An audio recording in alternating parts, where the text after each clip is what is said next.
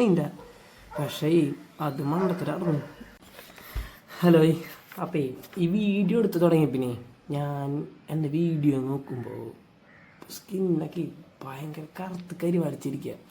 അതായത് വെയിലായി കഴിഞ്ഞാൽ എനിക്ക് പുറത്തിറങ്ങണം, ഞാൻ പിന്നെ അകത്തിരിക്കില്ല.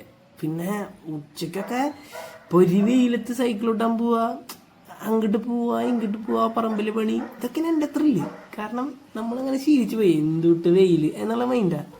പക്ഷേ അത് മണ്ടത്തരായിരുന്നു.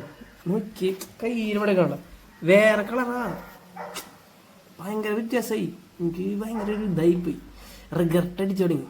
അപ്പം ഞാൻ നൈസായിട്ട് ലാഭം നോക്കിയില്ല, ഉണ്ണീരിന്ന് ഒരു സൺസ്ക്രീൻ അടിച്ചു മാറ്റിയായിരുന്നു, ഡെർമാഡോക്ക്.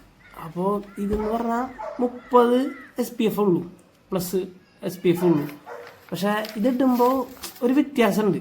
പക്ഷേ ഇത് ഇട്ടേർന്ന് കുറച്ച് നാൾ കഴിഞ്ഞപ്പോൾ ഞാൻ വീണ്ടും വെയിലത്തിറങ്ങി തുടങ്ങി. അപ്പോൾ വീണ്ടും കരി വലിച്ചു തുടങ്ങി. ഇതിപ്പോൾ ചെറിയ വ്യത്യാസമാണ് വരുത്തണത്, പക്ഷെ അത് സീനാണ്. അപ്പം ഇത് ഏകദേശം കഴിഞ്ഞു. അപ്പം ഞാൻ വേറെ ഒരെണ്ണം മേടിച്ച് ഇതിപ്പോൾ ശീലാക്കണം.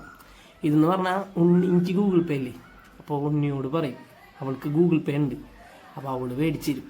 അപ്പോൾ ഇതിൻ്റെ പേര് ഡോട്ട് ആൻഡ് കീ, ഇങ്ങനെ പറയാൻ തോന്നുന്നു. ഞാൻ വലിയ പ്രോ എന്നല്ല ഇതിൽ, പക്ഷേ ഈ സംഭവം അടിപൊളിയാണ്. 50+ SPF ഉണ്ട്. അപ്പോൾ നമുക്ക് കുറച്ചും കൂടി ഇത് എനിക്ക് കുറച്ചും കൂടി കംഫർട്ട് തോന്നിയേക്കാം, ഇത് എനിക്ക് ഇഷ്ടപ്പെട്ടു. അപ്പോൾ അങ്ങനെയാണ് കാര്യങ്ങൾ. അപ്പോൾ ഇതും കൂടി അപ്ലൈ ചെയ്ത് തുടങ്ങിക്കോ. പിന്നെ ഞാൻ എൻ്റെ ഉണ്ണി എന്ന് പറഞ്ഞു കഴിഞ്ഞാൽ ഈ മുഖത്ത് മൈദമാവ് അങ്ങനത്തെ തേങ്ങയൊക്കെ ഇടാറുണ്ട്. അപ്പം ഞാൻ വിചാരിക്കാറുണ്ട് ഇപ്പോൾ എന്തിനാ ഈ പേക്കും, അതായത് ഇങ്ങനത്തെ കാര്യങ്ങളൊക്കെ ചെയ്യണേ എന്നുള്ളൊരു മൈൻഡ് ഉണ്ടായിരുന്നു. പക്ഷേ ഒരാഴ്ച മുന്നേ തൊട്ട് ഞാനും തുടങ്ങി. കാരണം എന്താണെന്ന് വെച്ചാൽ ഭയങ്കര വ്യത്യാസമുണ്ട്. അങ്ങനെയൊക്കെ ഇടുമ്പോൾ ആ ഒരു മുഖത്തിന് തന്നെ ഒരു വ്യത്യാസമുണ്ട്.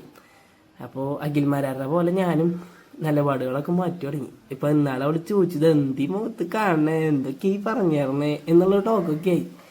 പറഞ്ഞിട്ട് കാര്യമില്ല, ചെയ്യേണ്ട വേറെ വഴിയില്ലേ.